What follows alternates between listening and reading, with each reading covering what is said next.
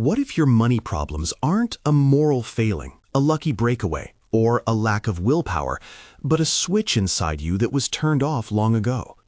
What if the reason you hesitate when opportunity knocks, bargain with yourself about deserving, or feel your chest tighten at the thought of a bigger goal has less to do with talent and more to do with a psychobiological circuit that directs how you respond to possibility? Tonight, you're going to get something rare, a map of that circuit, the evidence that it behaves differently across people, and a set of precise, science-informed steps you can start tonight to begin flipping that switch. By the end of what you hear now, you'll be able to test yourself, start exercises that change how your nervous system treats money, and make the first measurable move toward a different set of financial outcomes. If this is speaking to you, type the single word "activate" in the comments now. A small public commitment makes the next steps stick. Researchers have been pointing at differences in how people's brains and bodies handle money and risk for years. Around the world, teams studying decision-making, threat response, imagination, and social priming keep finding the same pattern. People who habitually hold more financial risk, negotiate more boldly, and imagine larger returns tend to show different physiological and neural patterns compared with people who habitually step back, hedge, or shrink their goals. That does not mean those patterns are destiny. It means they are trainable inputs. At University College London, scientists reported patterns that suggest certain neural responses align with how people value gains and losses, a filter, in effect, that biases whether a situation reads as opportunity or threat. At Harvard, researchers tracking body responses during imaginative exercises found that people asked to vividly picture themselves as successful showed measurable shifts in physiology. Their posture, their breathing, even their heart rate patterns moved toward a state more receptive to approach.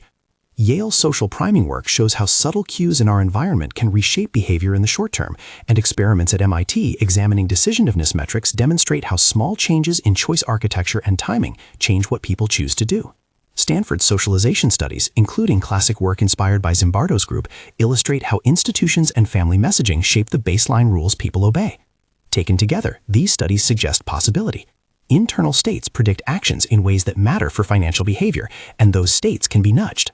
Language matters here, so one quick, firm clarification before we go further. When I use the phrase wealth organ, I'm using a metaphor, shorthand for a network of neural pathways and bodily responses that together decide how you treat possibilities for gain. It is not an anatomical organ you can scan on an MRI and label like a liver. It is a circuit, a pattern that can be strengthened, rerouted, and crucially, reactivated. Think of that circuit as running 4 core functions: tolerance for risk, permission to receive, decisiveness in action, and expectation of return. Those 4 together set an invisible ceiling on what you attempt and accept. Risk tolerance determines if you will step toward a slightly larger offer or shrink back. Permission determines whether you will let yourself accept more, emotionally and physically. Decisiveness turns options into movement instead of rumination. Expectation of return tells your brain what to expect if you try. A closed, low expectation will bias you to small moves. An open, higher expectation primes you to try bigger bits. Those functions are not abstract categories. They live in your posture, your breath, your split-second gut reactions, and the stories you tell yourself in micro-moments. They were shaped by early experience, the way adults around you spoke about money, the schooling systems that rewarded compliance over experiment, cultural scripts that equate modesty with virtue, or scarcity narratives repeated during childhood. Millions of micro-incidents. You can't afford that. Be grateful for what you have. Don't be greedy. Tune this circuit down over time. And when the circuit is tuned down, your nervous system treats possibilities as potential threats. That's why some people feel a literal constriction when thinking about asking for a raise, while others feel an opening and go for it. You can test this on yourself right now. There are 7 reliable signs the wealth circuit in a person is dormant or throttled. Count how many you recognize. Don't judge, just notice. First, hesitation on opportunities. When a chance appears, job call, networking invite, a bargaining moment, your first impulse is to stall, to seek more information, to wait for perfect conditions that rarely arrive. Second, guilt around receiving. You can spend on others with ease, but when it comes to accepting help, taking a higher salary, or receiving praise, a voice whispers that you don't deserve it. Third, capping goals. You live with an internal ceiling. You write down a dream budget or target, then unconsciously reduce it to something that feels realistic. Fourth, bodily contraction around money. Your chest tightens, your throat locks, or you literally pull your shoulders in imagining larger sums or bolder offers. Fifth, overthinking small purchases. You spin through pros and cons over an ordinary decision, turning a low-stakes buy into a paralyzing debate. Sixth, self-sabotaging conversations. You tell a story about how things fail for you or drop qualifiers into your asks. I know this is probably a long shot, but... Seventh, a sense that money happens to you rather than through you, as if you are a bystander in your financial life rather than an agent creating results. If you recognized 3 or more, you're not defective, you're regulated.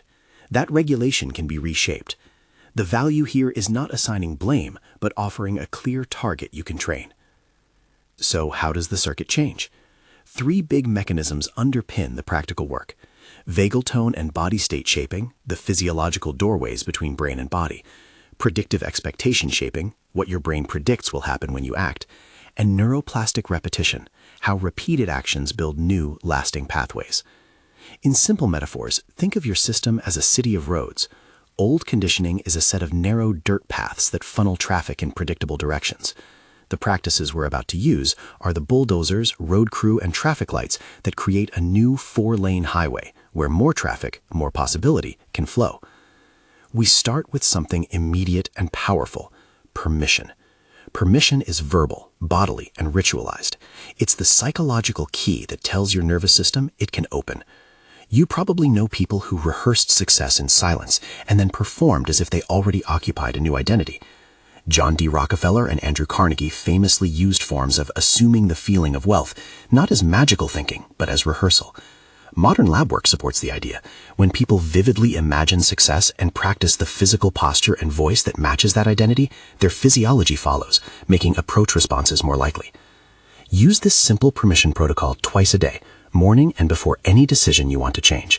Stand or sit with a hand on your chest, speak aloud, and deliver short, specific phrases. Exact language works better than vague intentions because specificity tells your brain what to expect. Here are samples you can copy and adapt. Say them with your full breath and feel the words move in your body. I give myself permission to receive more than I expected today. I am allowed to ask for what I need and to accept what comes. It is safe for me to increase my goals and try again. Say one of these aloud for 60 seconds. Let your fingers press gently into your sternum so you feel the vibration of the words. The purpose is not magic, it is rehearsal. You are teaching your nervous system that this voice, your voice, endorses receiving. Do this each morning and immediately before one decision you want to behave differently around. If saying it aloud feels awkward at first, start in private. The goal is repetition.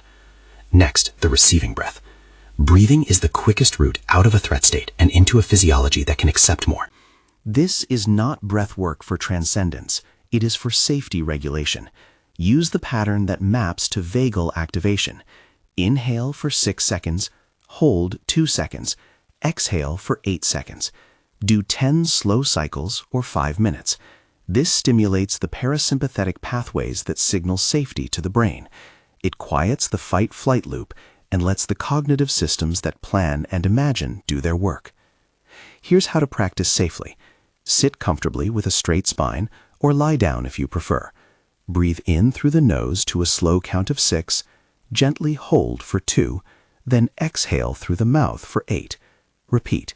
If you start to feel lightheaded or dizzy, shorten the counts. Try 4, 1, 6, or simply breathe slow and even until you feel stable. Stop immediately if you feel unwell and consult a professional if you have a medical condition that affects breathing.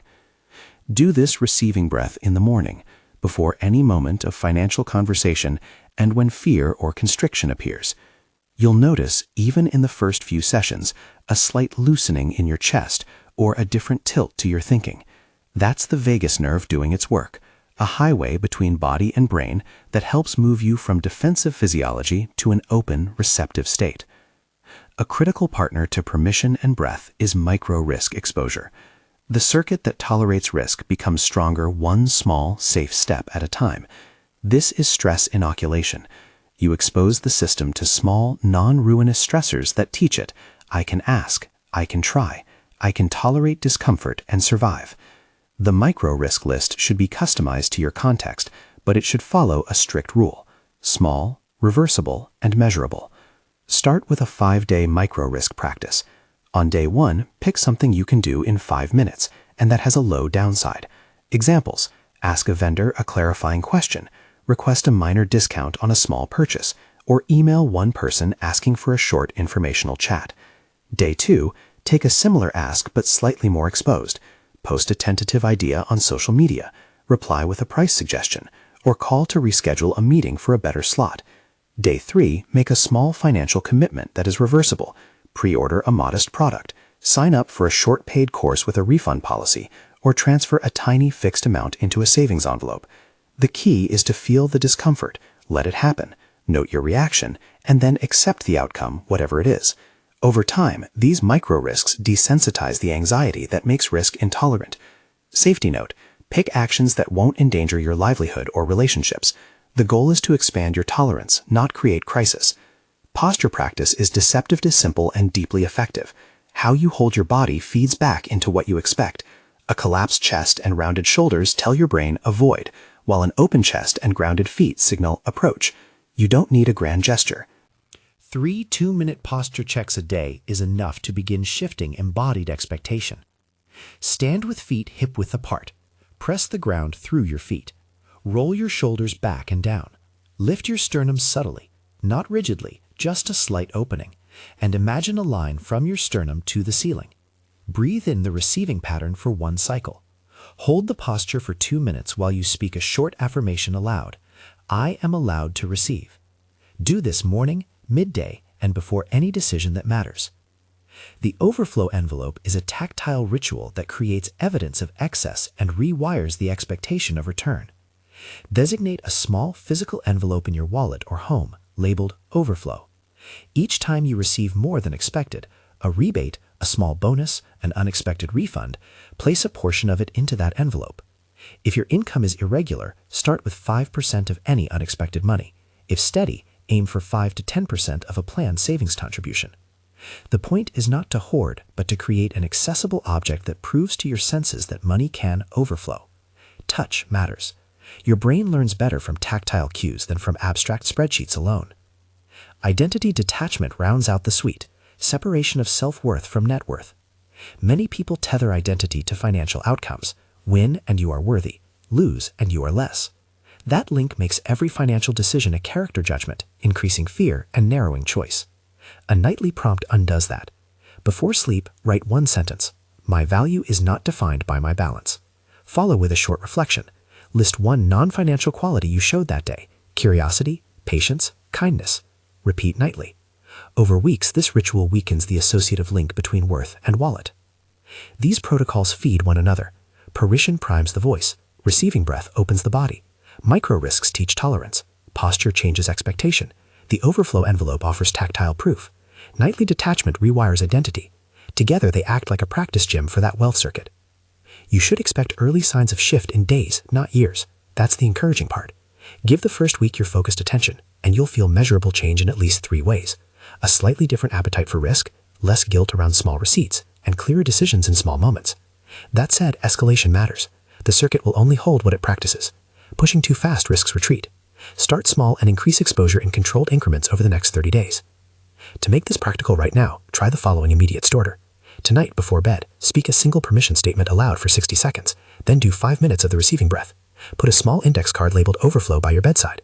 Tomorrow morning, do the 2-minute posture practice, and choose 1 micro-risk you can manage before noon. That is tonight's activation routine, an initiation toward a habit loop that, over time, builds a new baseline. Now, let me tell you about Paul, because ideas are easier to trust when you see them lived.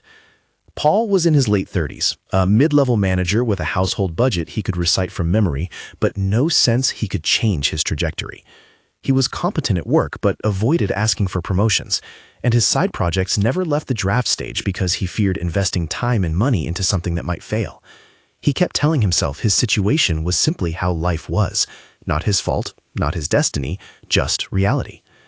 We met at a workshop where I introduced the permission work and breath practices. At first, Paul laughed at the idea of speaking a permission statement aloud. It felt performative. He tried the receiving breath and said it made him dizzy. We adjusted counts. He agreed to the 5-day micro-risk sequence. Day 1, he asked a vendor for a minor discount on an office purchase. Day 2, he emailed a former colleague for a coffee chat about a project.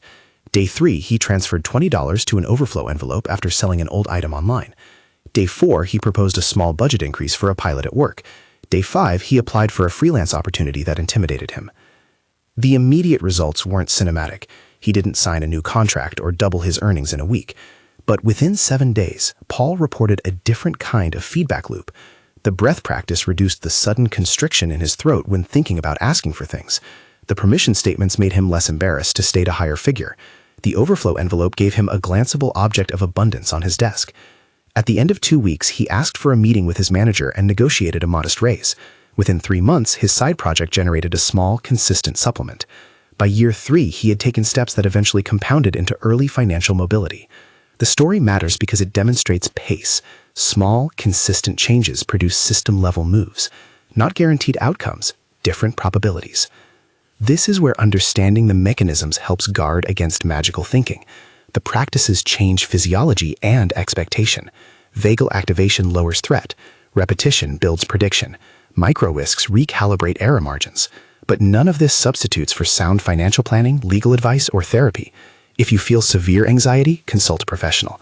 If you're making large financial decisions, seek expert guidance. What we're doing is increasing capacity, the space inside you where larger financial choices become possible. Now, some people will ask, isn't this just positive thinking? No. The difference is that these practices alter bodily state and create consistent behavioral feedback. Positive thinking without body, habit, or measurable action becomes a mantra. This approach is embodied and incremental. It takes the research on imagination, vagal tone, priming, and decisiveness and turns it into a concrete regimen. It is a nervous system upgrade, not a placebo lip service. We also need to be clear about the limits of the science. The studies I referenced suggest patterns. They show correlation and plausible mechanisms. They do not and cannot promise you a specific financial outcome. Think of the research as evidence that the tools are worth trying, not as a guarantee. Before we move into the detailed 30-day scaffold and the rest of Paul's timeline, pause and do a quick tally. How many of the 7 signs did you recognize? If it's 2 or more, make a note. We'll use that exact number as a benchmark in your first week review. Also, if you haven't already, type activate in the comments to create that small public nudge. Commitments maintained in public are more likely to survive the initial friction. You may be wondering about tempo. How quickly should you ramp micro-risks? Start with daily small actions for the first 2 weeks. Each week, increase the magnitude slightly. A little more exposure, a slightly higher ask, a bolder posture hold. Keep the core daily routine. Permission statement in the morning. Receiving breath before a decision. 1 micro-risk per day. Posture checks thrice daily. Nightly detachment. That loop is the engine that produces gradual recalibration. A frequent worry is relapse. What happens when you forget a day or fail at an ask? Normal. The system is not binary. One missed practice is not a reset, it's data. Note what happened, adjust the next smaller step, and continue. The real danger comes from giving up completely because of an early setback. The more compassionate and consistent you are, the faster the circuit learns. Another practical question: where does identity come into play? Identity detachment is not erasing ambition. It is separating worth from outcome so that action doesn't feel like character judgment. When action is decoupled from identity, decisions flow easier. That is the psychological soil these practices plant seeds in. You may also be thinking about the social environment. Friends, family, and workplace cultures often push back. That's why the micro-risk work intentionally includes low-stakes social experiments. You're retraining not just internal circuitry, but how you show up in social feedback loops.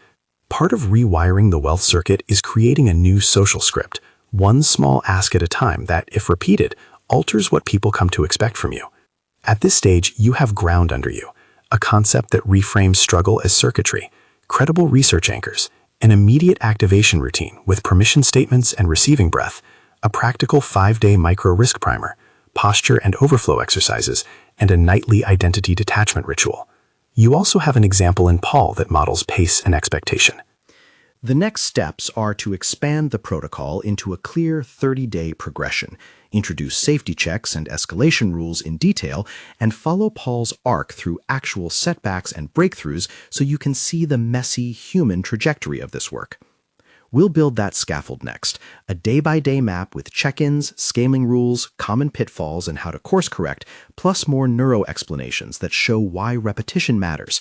We'll also unpack case variations, how the work shifts if you're self-employed versus salaried, if you have significant debt, or if you are balancing caregiving responsibilities. For now, hold steady with the activation you began tonight. The next phase will provide the structured 30-day plan, the safety ladders for each micro-risk, and the checkpoints to measure progress objectively. Before we move to the daily scaffolding, take another deep receiving breath.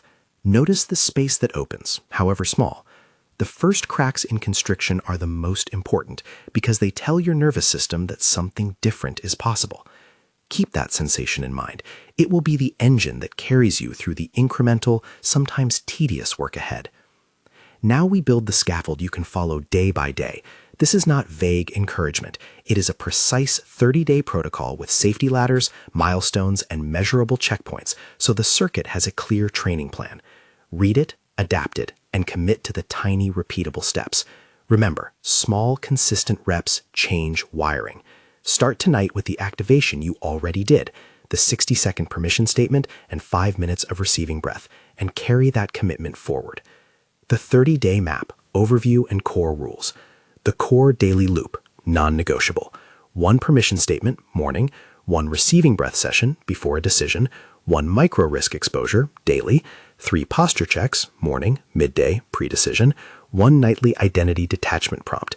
Add the overflow envelope practice anytime you receive unexpected money. Build habit scaffolds. Put reminders in your phone, sticky notes on your mirror, or a calendar checkoff. The scaffolding matters because repetition is the mechanism that builds the new highways. Safety and escalation rules. Read these first. Micro risks must be small and reversible.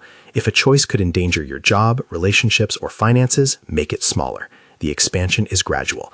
If breathwork causes dizziness or strong distress, shorten the counts or simply breathe slowly and evenly. Stop if you feel unwell and consult a clinician as necessary. If a practice triggers intense emotion, panic, tears that feel unmanageable, pause, breathe, and reach out to a friend or professional. Emotional reactions are data, not failure.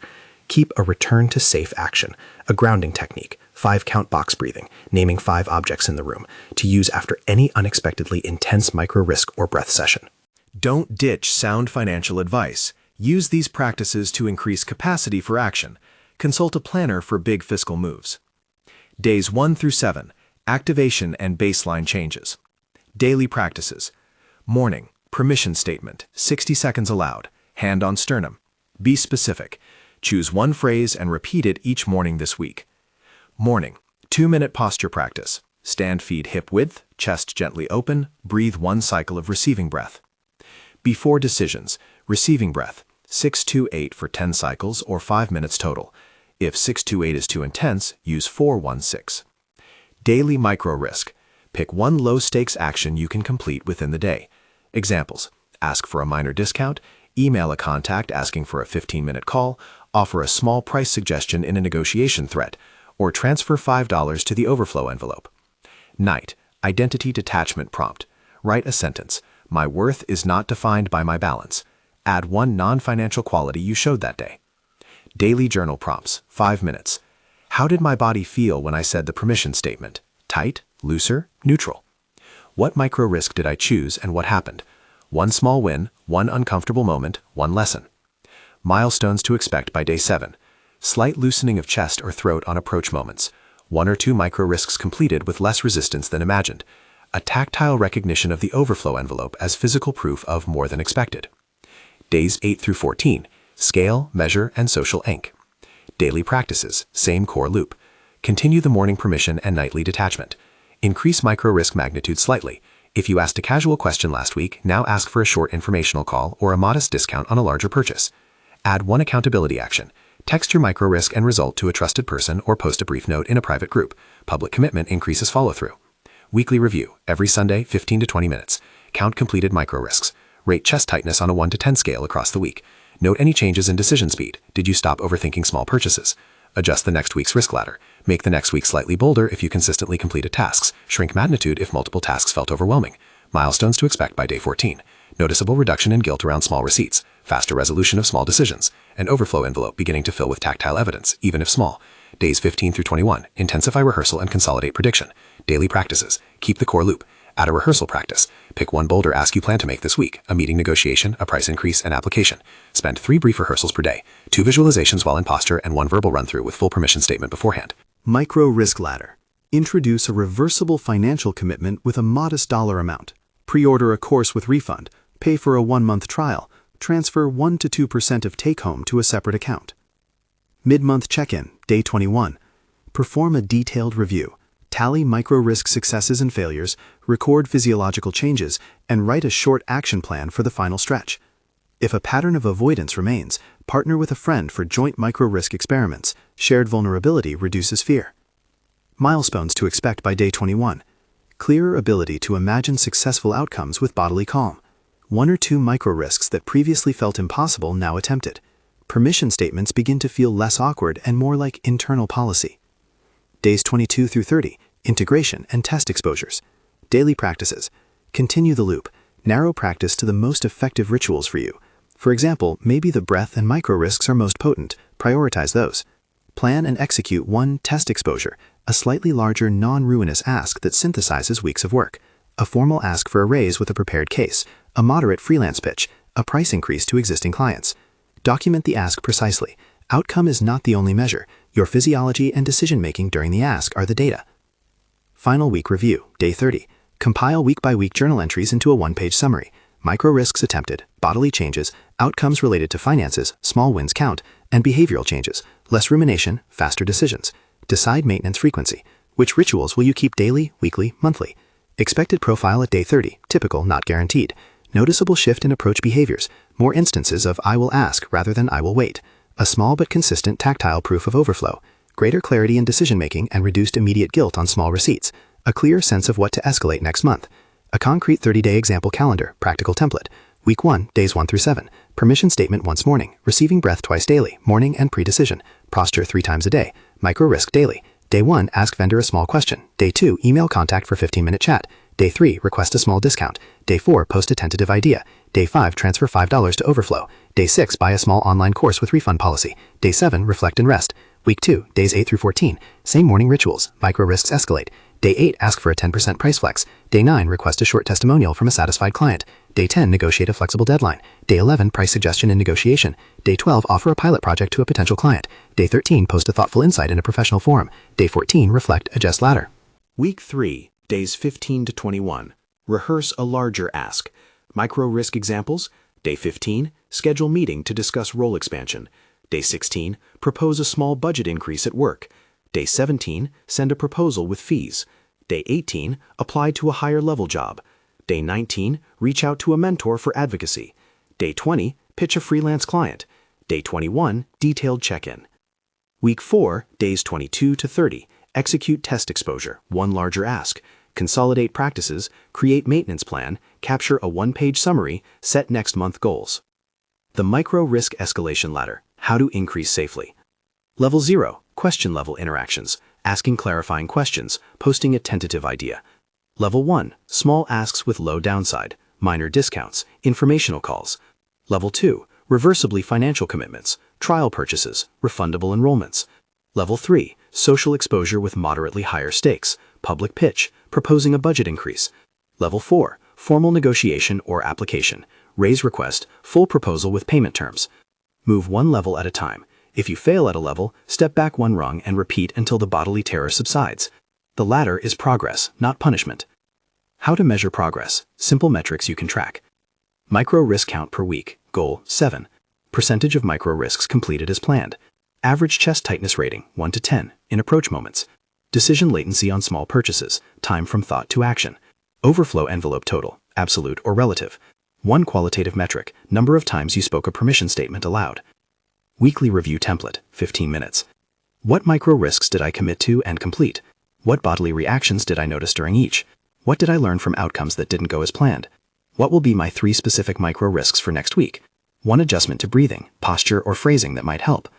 The neuroscience explained for practice. Vagal tone and the receiving breath. The breath pattern is a short path to parasympathetic activation. Slow exhalations signal safety to the nervous system, reducing fight or flight activation and allowing prefrontal planning systems to work. Predictive coding and expectation shaping. Your brain constantly predicts outcomes. If prediction is low, you avoid action. Permission statements and posture shift predictions upward in small increments, which changes the expected value calculation when opportunity appears. Mirror neurons and rehearsal. Practicing in posture and voice provides embodied rehearsal.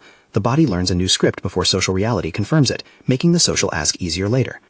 Neuroplasticity. Repetition strengthens synapses. Repeated micro-risks and ritualized breath and posture code new default pathways for approach behaviors. Case variations. How to adapt the scaffold. If you're salaried with limited flexibility, focus micro-risks on internal negotiations and manager conversations. Your test exposure could be a formal meeting to discuss role responsibilities and a modest compensation adjustment. Use rehearsal heavily. Use the overflow envelope to create safety reserves for discretionary spending. Start with very small percentages, 1 to 3% if cash flow is tight. If you're self-employed or freelance, micro risks can include raising a price for a new client, pitching a higher fee package, or asking for upfront deposits. Consider a client risk log. Document client reactions to price adjustments and the actual revenue outcome. This becomes data that outlasts fear. If you have significant debt, prioritize safety. Micro risks should not increase debt. Instead, frame micro risks around income generation or non-financial asks, networking, pitching. Overflow can be symbolic. Even $1 per unexpected win into the envelope teaches overflow. Keep the envelope purpose tactile, not judgmental. Pair these practices with a financial planner or debt counselor. The practices improve your capacity to take measured steps. They do not replace structural debt remediation. If you are a caregiver or have limited time, shorten rituals into micro sessions. 1 30-second permission phrase, 2-minute breath, a 1-minute posture check. Micro risks can be asynchronous, sending a message rather than calling. The key is the exposure, not the time cost. Common pitfalls and course corrections. Pitfall, it feels performative or silly. Fix, start privately. You are teaching a nervous system, not an audience. Say the permission statement to a pillow, in the car, or while brushing your teeth. Repetition converts awkwardness into policy. Pitfall, I tried and nothing happened, so I gave up. Fix, track micro risks and physiology. Wins are often internal, less constriction, faster decisions, before external financial results. Use the weekly review to gather this internal evidence. Pitfall, I had a big failure and I feel worse. Fix, failure is data. Use the grounding, return to safe actions, and debrief. What was objective risk? What did you learn? Scale back and rehearse more thoroughly before the next exposure. Pitfall, this sounds like positive thinking. Is it enough? Fix, combine with action. The practices create capacity. They are not substitutes for budgets, plans, or skills. Use them to increase approach behaviors and then pair them with concrete financial planning. Paul's continued trajectory, the messy middle and the compounding. When we left Paul at the end of the activation week, he had a small overflow envelope and a new breathing habit. The real work began in month 2. He hit 2 clear plateaus and 1 big scare that nearly pushed him back to safety. Plateau 1, week 6. What happened? Paul's micro-risk completion rate dropped. Old habits, long rehearsals, and avoidance wrapped back in. The fix, accountability. He paired with a friend from the workshop and agreed to text a single line each day. Micro risk done. Social Inc. kept him honest and provided encouragement that felt real, not performative. The big scare, week 8. What happened? Paul put forward a modest price increase to a client. The client pushed back sharply and threatened to leave. The immediate feeling was panic and a visceral constriction. He did the receiving breath, used the grounding technique, and then paused to assess options. The objective outcome, the client negotiated a middle ground. Paul kept the client and discovered he could stand firm on value while remaining collaborative. The emotional learning that discomfort did not equal catastrophe was the real payoff. Plateau 2 and the pivot, month 3. By month 3, Paul had a modest increase in supplemental income from the side project and had negotiated a small raise with his manager. The results were not dramatic numerically, but the behavioral changes were. He started using the overflow envelope more intentionally.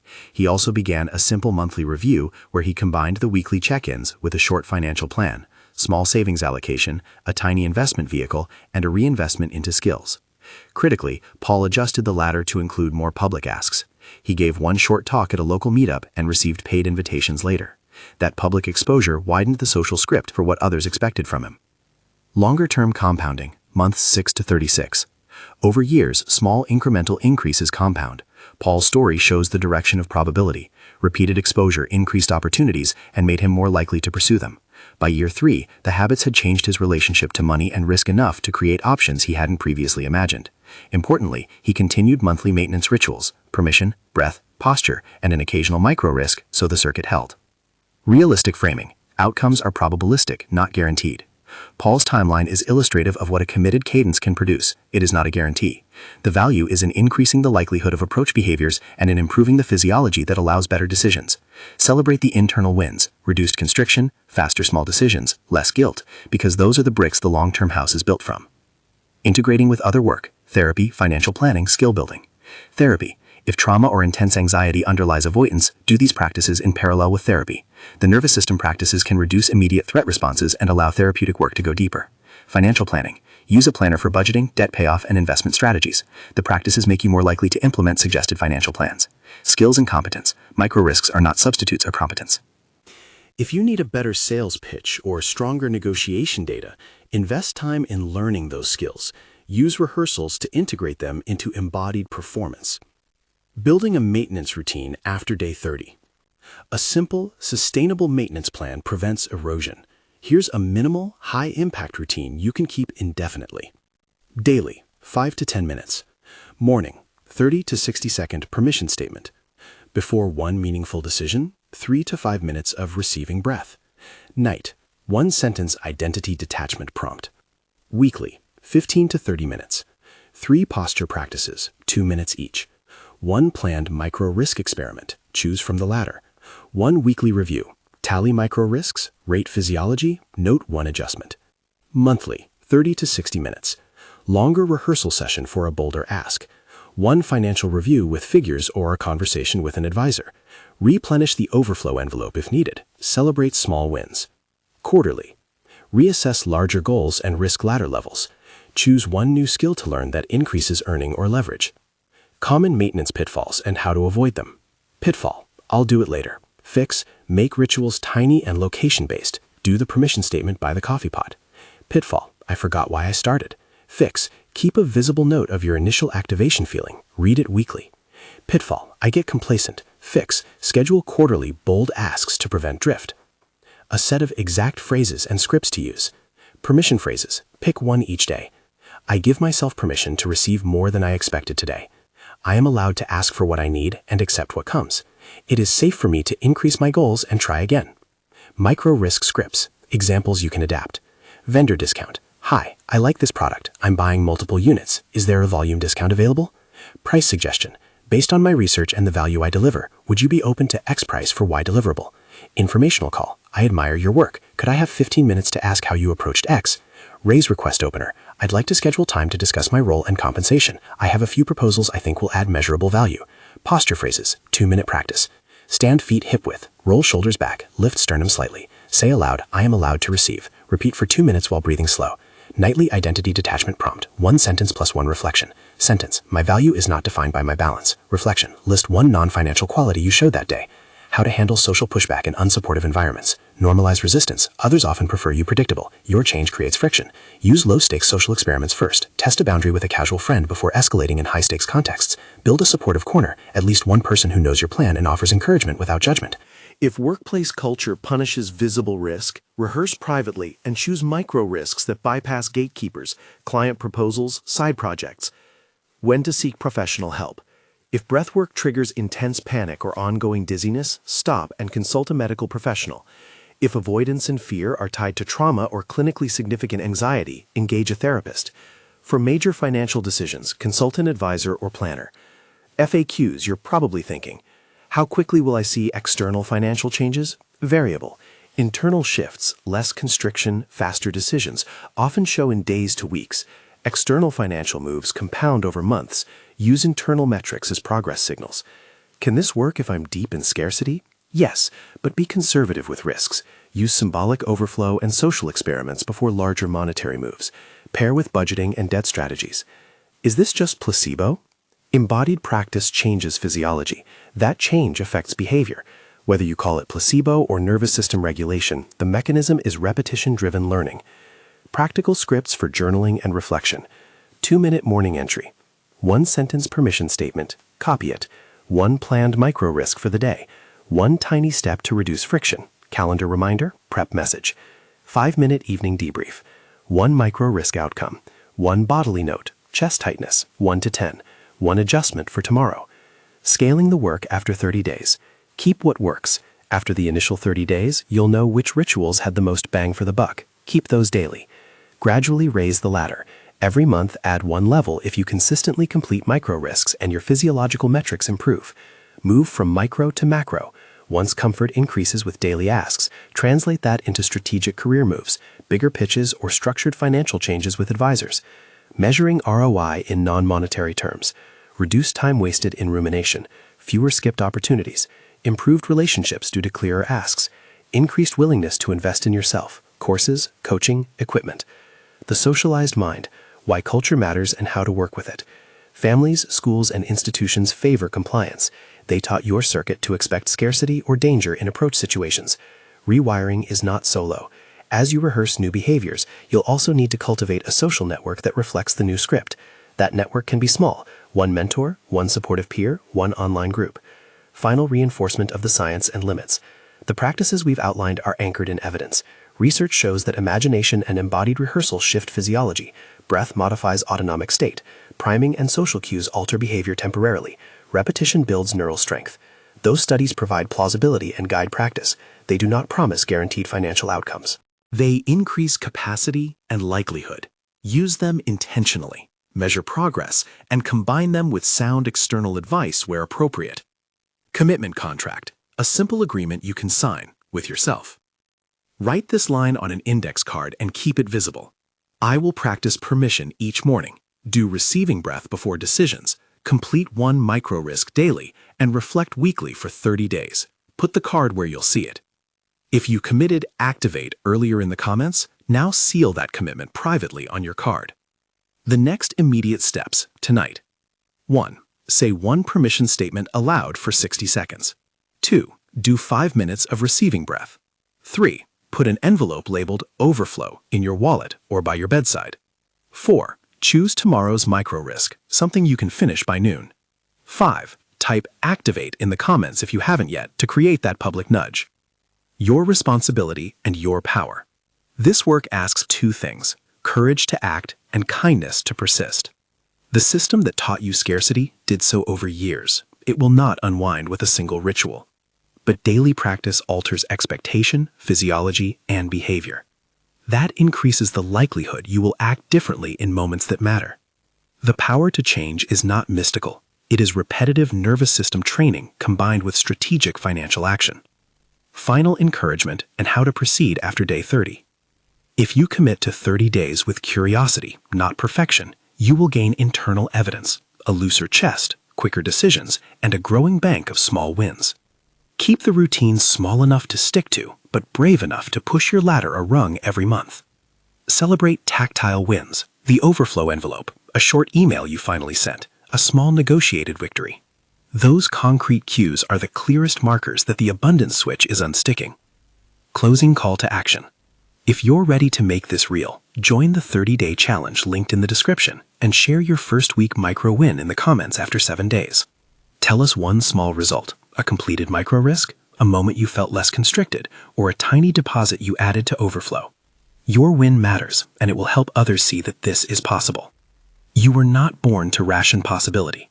The circuit that turned down your appetite for more can be rewired with specific, safe repetitions: permission, breath, small exposure, posture, overflow, and identity detachment. Tonight, speak the words, take the breath, and place that first token in the envelope. That single act is the hand on the switch.